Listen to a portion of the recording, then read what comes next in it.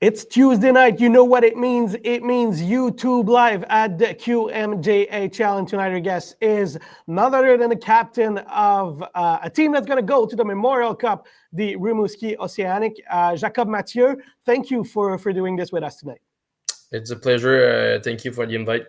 Yeah, it's going to be great to chat and talk with you. We actually met a couple of times this season. At the rink and other events also. So I'll be more than happy to chat with you today.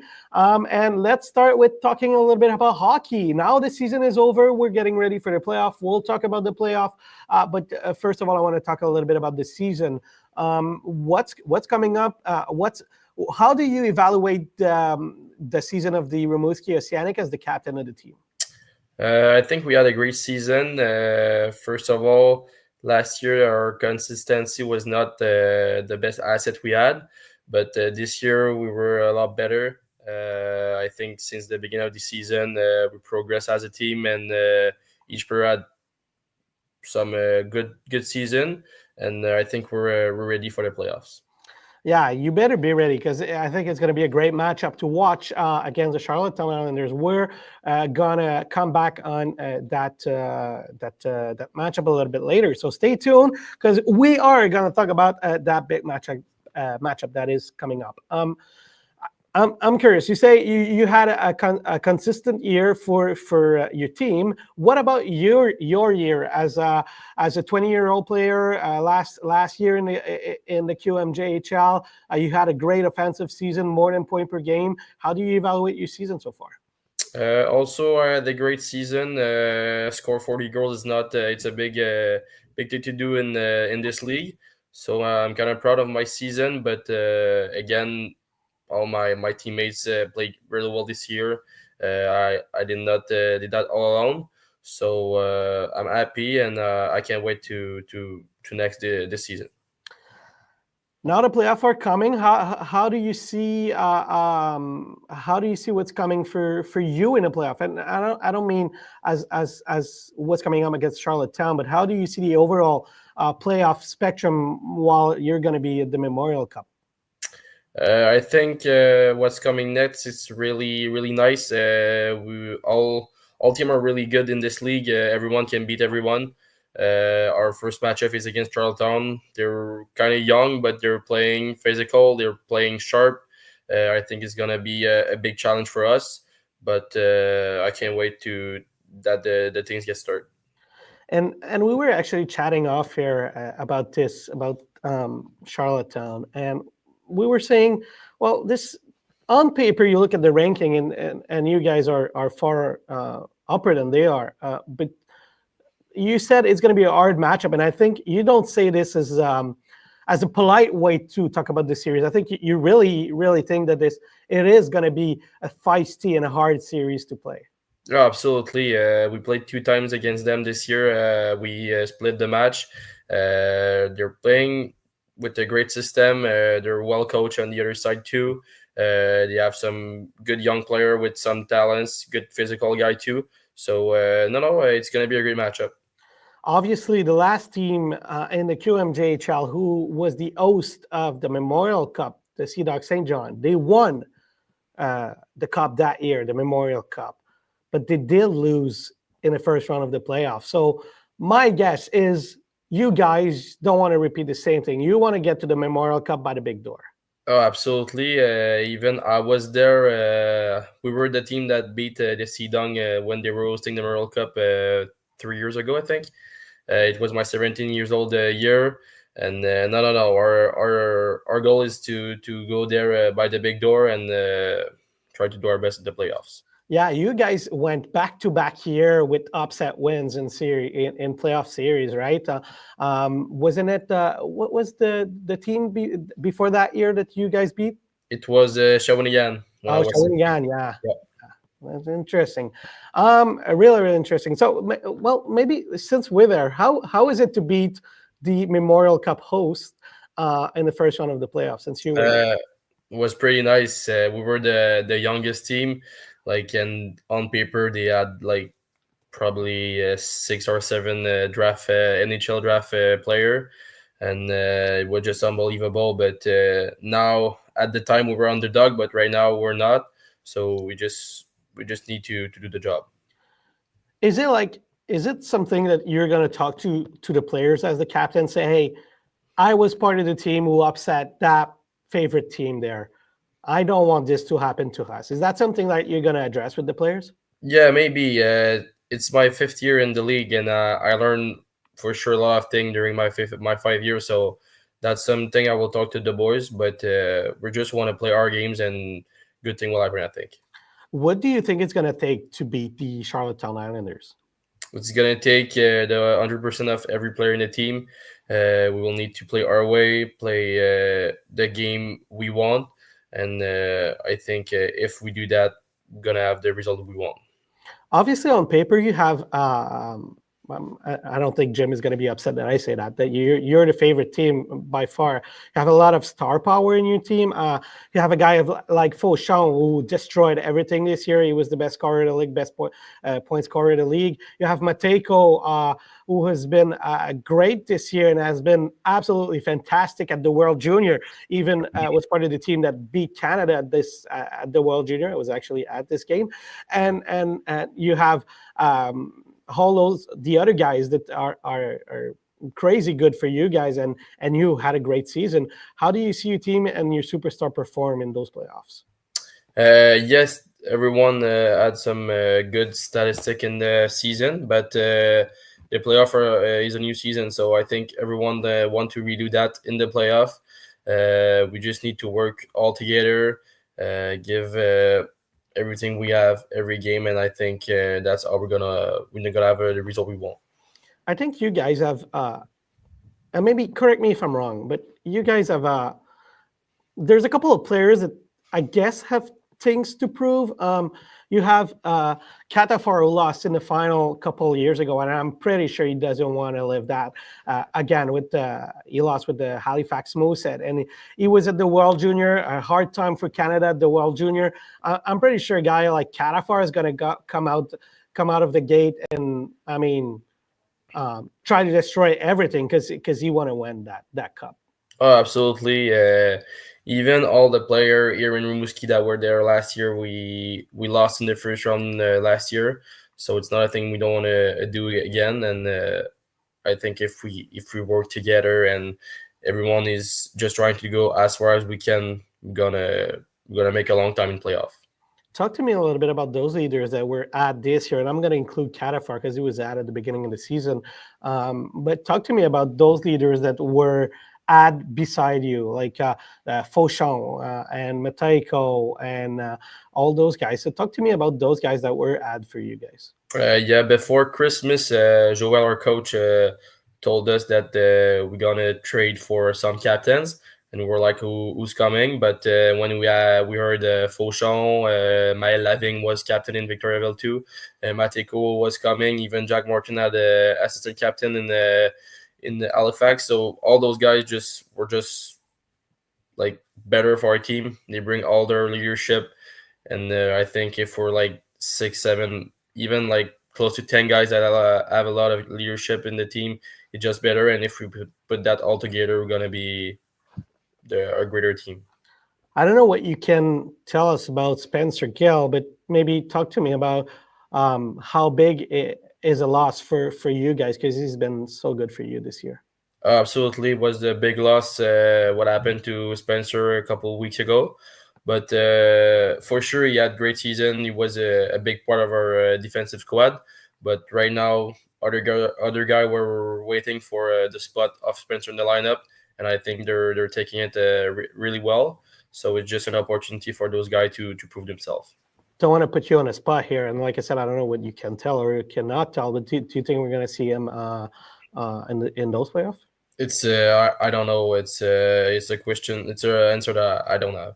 All right, so we'll hope for you guys that he's going to come back. First, it's such a nice guy, and I'm sure he would love to play those playoffs with you guys. So, Yeah. all right, that is out of the way for you. We'll watch seriously that matchup against the Charlottetown Islanders. And to be honest, I don't think it's going to be as easy as people think. And it's not because I don't believe in you guys. It's really not the point. I just think, and I mostly think it's going to be the case for most of the series. We were actually chatting about this off air too. It's going to be.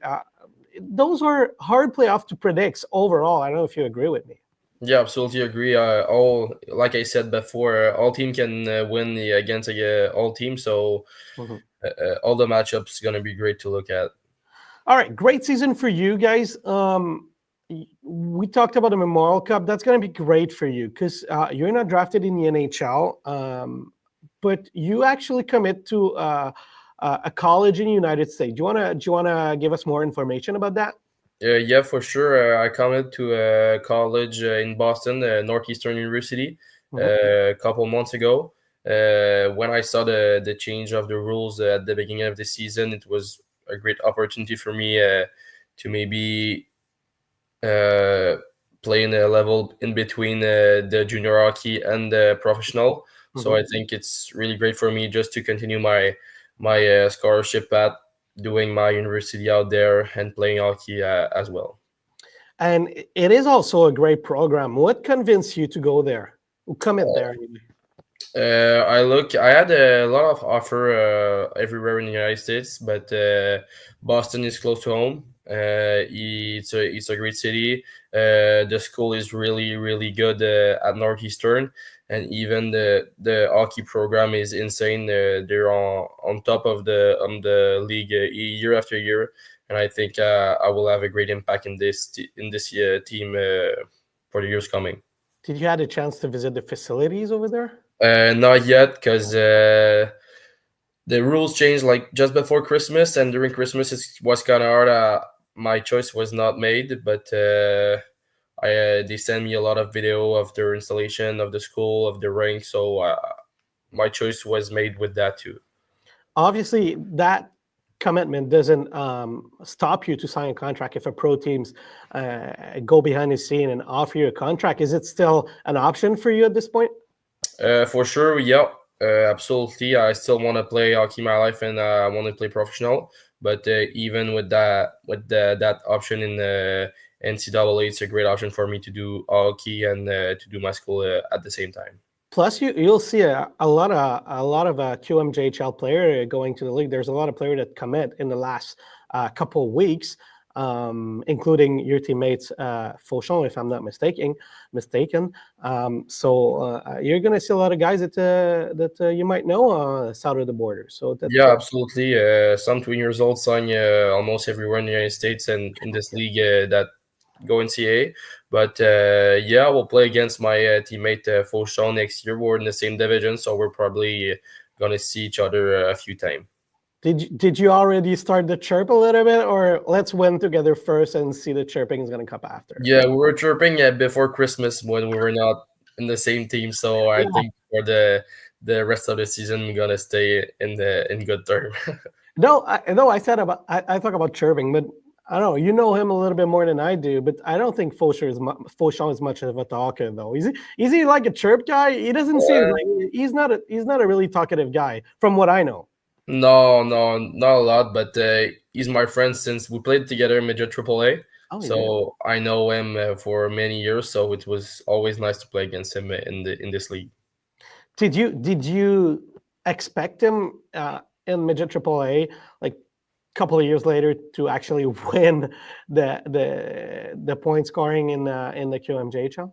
Uh, I didn't. I cannot say I expected, but Joe was always a great scorer, a great passer. So it does not surprise me that he won this award this year.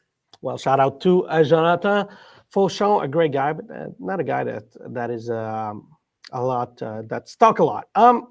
Things I want to talk with you a little bit because obviously you had a great career in the QMJHL and you're looking forward to keep playing hockey and going at school also. But there's another thing that you do a lot out of hockey and school, and it's involving yourself in the community. How important it is for you? Is it for you to get involved in the community of Rimouski? For me, Rimouski was the city that owes me when I arrived here at 16 years old. I'm really good here in my billet house. It's perfect. So, and even when I was younger, I was going to the Rampart. Or, I went seeing some older people play hockey, and every time I just want to make contact with them. So right now, I can be this guy who just gonna go take a picture or sign an autograph for a kid. So it's just the the small thing I can do for them, just to appreciate their moment with them, and I think it's a good move to do. Who was it? Your favorite player or a player that you look up to when you were young? Maybe Uh, major in Quebec. I don't know. in the in the QMJHL, it's kind of difficult question, but I was a fan of the Montreal Canadiens at that time, Okay. and Saku Koivu was a player who played with the Montreal Canadiens when I was young. Oh I my don't God. know why, but he You was were a so young though, because yeah. he left. Like you weren't really big when you left, I right? know, but it was a player of my father too, and even when he left, I think I followed him, and he was a guy I liked. Interesting. If I would have to do a survey in the league, I don't think that name would come up a lot. Not because he wasn't a good player, just because I mean you guys are getting younger and younger. Like it's Yeah, I know. yeah, that's that I don't know if it's out of context here, but I remember doing an interview with Felix Bibeau a couple of years ago, and he was playing with the Ramparts. Now he's an assistant coach with the Chicoutimi Missaguin, and I was like, how is it to be coached by Patrick Roy? And he was like, he's a good coach, but I didn't see him play. Like, like, and I had this shock that you guys, yeah, are getting younger and younger. So I'm Yeah, yeah. quite surprised that you got Saku Koivu in there, but that's a good choice. Did you want to wear the number 11 at some point? I never wear the number 11. I was more like number 8, Alexander Ovechkin. Yeah, that makes sense. I had my young yellow laces on my skates when I was young. Did you have that shady, like the like the helmet with The a little bit tinted of shade in front of? visor. Yeah, the visor with the shade. Yeah, I did not have that. No. All right. We'll close the interview with a couple quick question for you. And I ask that pretty much every players that I receive here. I'm curious, who's the DJ in the Rimouski Océanic room? Like who's in charge of the music? uh, right now, it's different. If you're asking me before game, before practice, Also, you have more than one DJ. more than one DJ. Yeah, but Okay, if so let's go. Who's the morning DJ and who's the night DJ? the morning DJ, it's Maxime Coursol, and before a game, to be more hyped a bit, it's Mathieu Cataford. Okay, interesting. Are they good DJs? Like, do you agree with their choices music? 100% agree. In the morning, it's more country song, and before game, Cataford is putting more like electro and stuff like that. So they do have the captain stamps of approval. That's Yeah, good. 100%. All right. Who's the gym rat? Are you the gym rat? Not the gym rat, but I do a lot of stuff in the gym. But who's the gym rat? I say Calaford is good in the gym, but since I'm here, Luke Coughlin, at 16 years old, he was the first in the gym, and even right now, he's doing all different things at the gym. So I would say Luke Coughlin. That's interesting. Luke Coughlin, isn't he from Charlottetown? I Yeah, think. yes, I he is. think, Yeah. yeah. So that's gonna be an interesting series for him, because I remember a couple of years ago against when Charlottetown made it to the final, he was actually in the stands, and we actually had the chance to chat a little bit because I think he was at every game in Charlottetown. So that's gonna be a fun series for him. Who's the funniest in the Oceanic rooms? I would say like Francoeur, our new guy this year is a really good guy in the room. All right, is he like a prankster? Does he do like a what does he do to make the guys laugh? It's all about how he is, the joke and everything. The prankster is more between Alexandre Blais and Mathieu Caraford. Yeah, I can see Alex. I could see Every Alex day, Duke. Some, every day in between those guys. yeah. Do they prank each other? Yeah, every day. That'd be funny to maybe follow those guys. They're quite character acts and Mathieu Catafort, both drafted in the NHL, by the way. Yep. Those are great. Obviously, you guys have a great rink in Rimouski now that it's all nice and new. But what's your favorite rink out of Rimouski, and maybe a rink that you had a lot of success, and maybe just a building that you're comfortable in. I don't know. What's your favorite rink out of Rimouski? I would say for sure Quebec is the installation is insane. It's close to home, so every time I play in Quebec, all my family is there, friends, everything like that. But I would say Gatineau. I think it's the perfect QMJHL junior rank. It's around 5,000 people rank. The fans are good in Gatineau too. It's always nice to play there, so I would say Gatineau. And you're gonna have to love Charlottetown for the next 2 weeks or so, because you're gonna play a couple of games there at least to win the series. Jacob, Mathieu, thank you so much for doing this interview in English. We'll meet just on the other side on the French interview in a couple of minutes. So if you're watching right now and you want to listen to the French interview, well, it's going to be in a couple of minutes on our YouTube channel. Jacob, Mathieu, thank you very much, and looking forward to follow you and the Rimouski Océanic in the next couple of weeks. Thank you. It was a pleasure.